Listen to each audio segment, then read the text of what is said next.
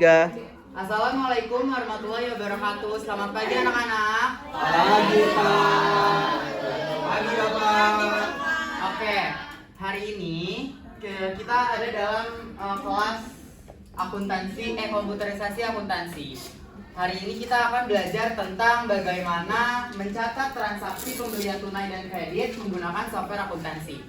Sebelum itu, saya ingin mengabsen dulu siapa saja peserta didik yang hari ini sudah hadir dalam kelas. Maudina? Hadir Pak. Fitriana? Hadir Pak. Kalisa? Hadir Pak. Oke, baik. Tapi sebelum itu, saya ingin bertanya dulu kepada kalian semua, siapa yang pernah belanja online dalam tiga kali dalam seminggu? Aku Pak. Aku Pak. Ada yang pernah lupa nggak sama total pengeluaran belanja online kalian yang 3 kali dalam seminggu itu? Lupa Pak.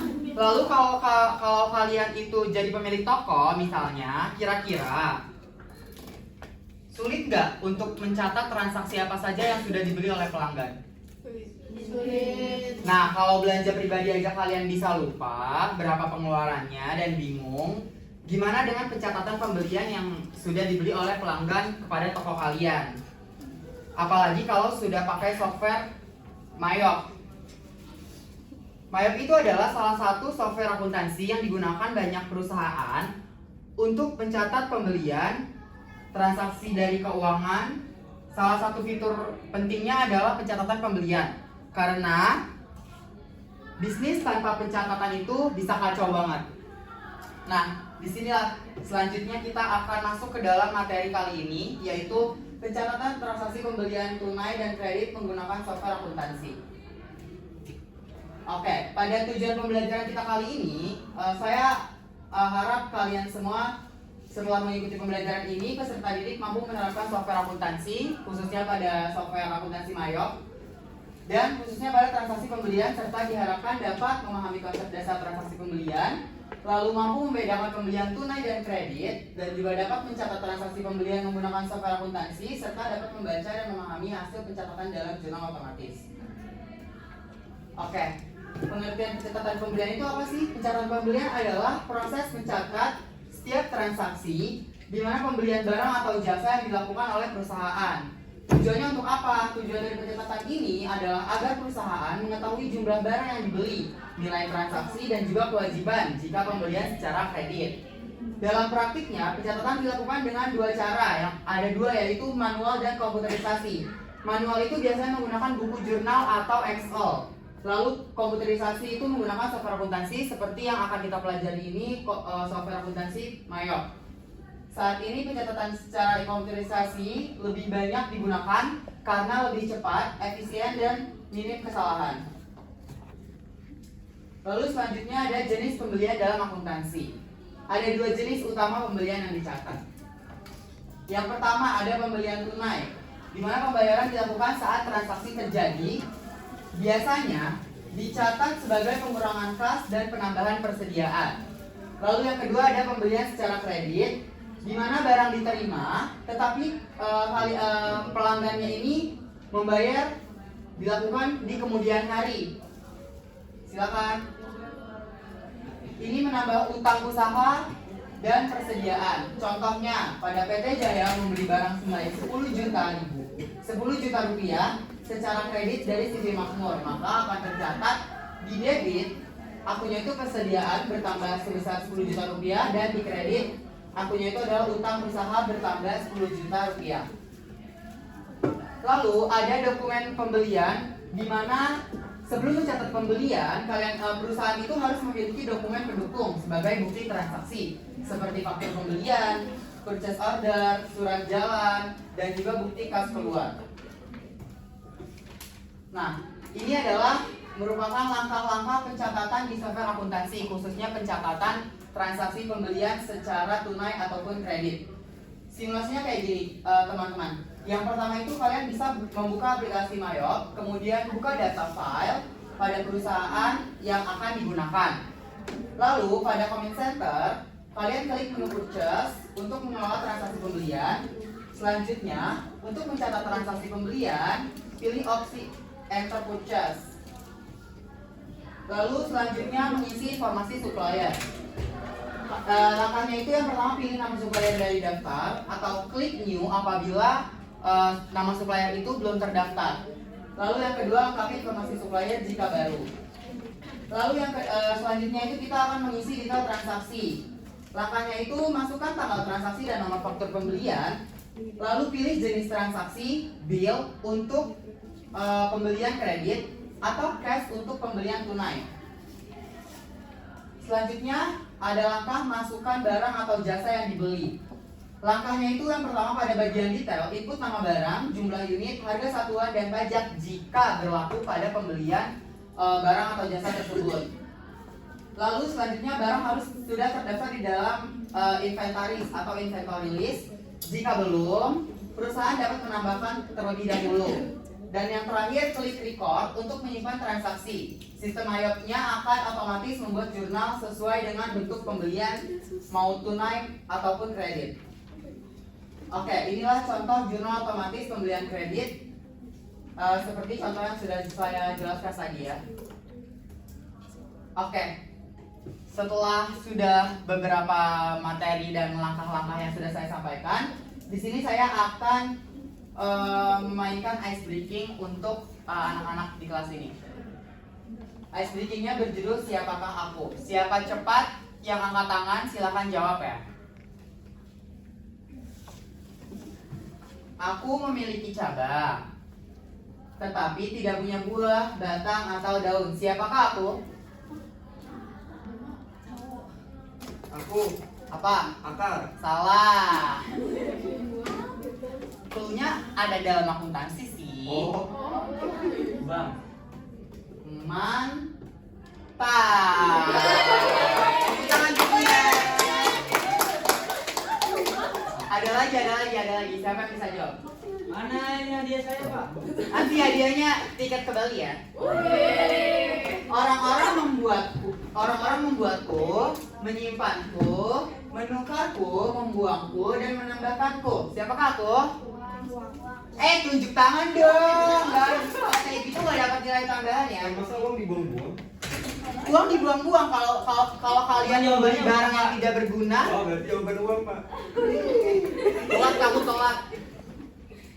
Dan yang terakhir guys, aku selalu berada di depanmu, tetapi tidak pernah terlihat olehmu. Siapakah aku?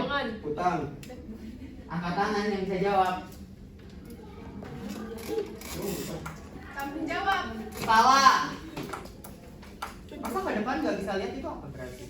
Back burner. Aduh, kalian ini gimana sih, belajarnya kurang ya? Gimana sih? Kalian bisa lihat ke depan, kalian lihat ke depan tapi itu nggak kelihatan. Karena itu akan mencapai tujuan. Matanya ditutup. Ke depan. Mantap.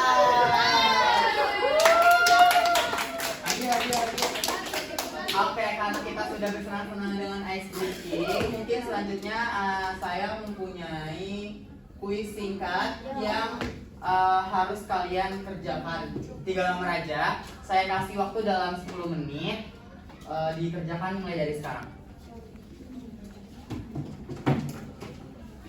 Oke, waktunya habis. Siapa di sini yang ingin menjawab kuis singkat nomor 1? Silakan angkat tangan. Saya Pak. Oke, silakan Maudina. Berdiri ya Pak. Boleh? Nomor 1 itu mengapa pencatatan pembelian secara digital sangat penting bagi perusahaan skala menengah dan besar? Jawabannya itu, pencatatan pembelian secara digital sangat penting karena perusahaan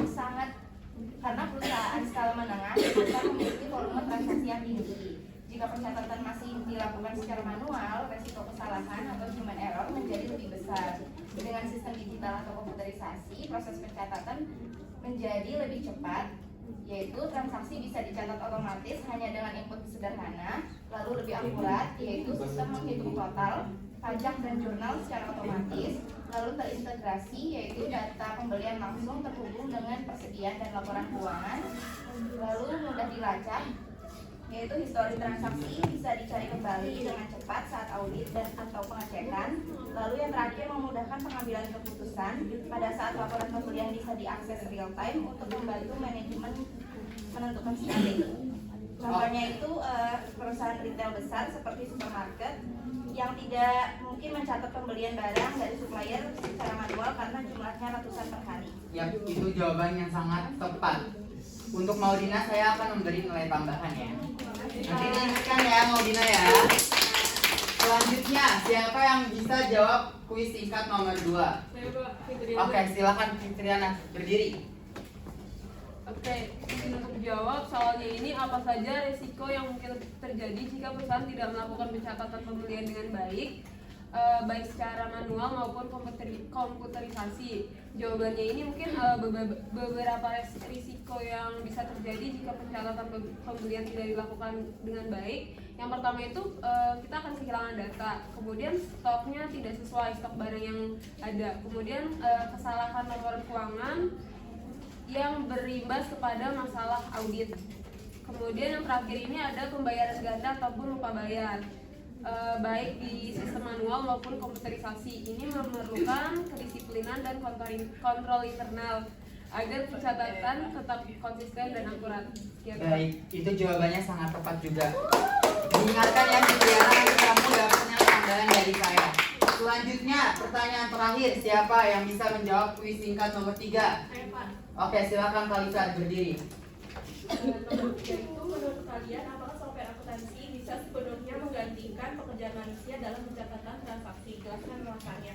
Menurut saya, software akuntansi tidak bisa sepenuhnya menggantikan peran manusia karena meskipun software dapat melakukan pencatatan dan perhitungan secara otomatis, tetap dibutuhkan manusia untuk mengelola dan mengawasi serta menganalisis data. Alasannya itu karena info tetap harus dikendalikan oleh manusia. Kayak misalnya contohnya memilih akun yang tepat, memastikan data suppliernya benar, atau memverifikasi jumlah barang. Kemudian analisis keputusan tetap perlu akuntan. Software hanya menyajikan data, tapi keputusan keuangan seperti kapan membelinya, berapa jumlahnya, dan dari siapa masih harus dilakukan oleh manajer atau akuntan. Selanjutnya itu etika dan pertimbangan profesional. Dalam akuntansi ada aspek hukum dan moral yang hanya bisa dipahami dan diterapkan oleh manusia.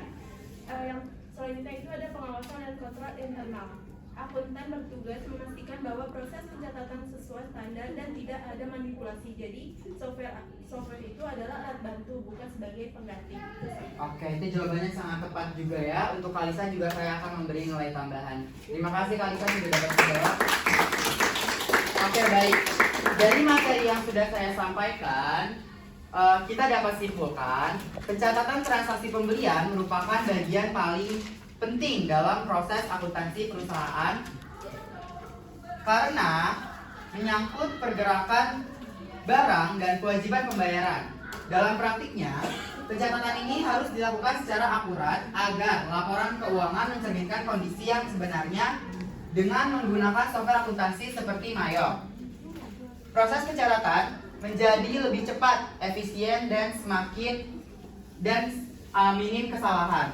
Mayop juga dapat memungkinkan pengguna mencatat pembelian tunai maupun kredit, sekaligus menghubungkan transaksi dengan persediaan dan laporan keuangan. Selain memudahkan pencatatan, Mayop juga secara otomatis memperbarui data dalam laporan seperti trial balance dan laporan utang, sehingga perusahaan bisa lebih mudah dalam laporan seperti mengontrol operasional dan membuat keputusan bisnis. Oleh karena itu,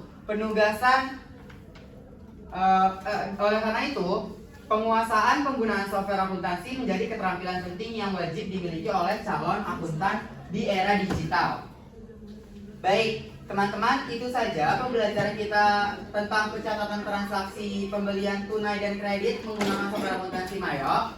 Semoga penjelasan hari ini dapat kalian pahami. Sekian kelas kita hari ini.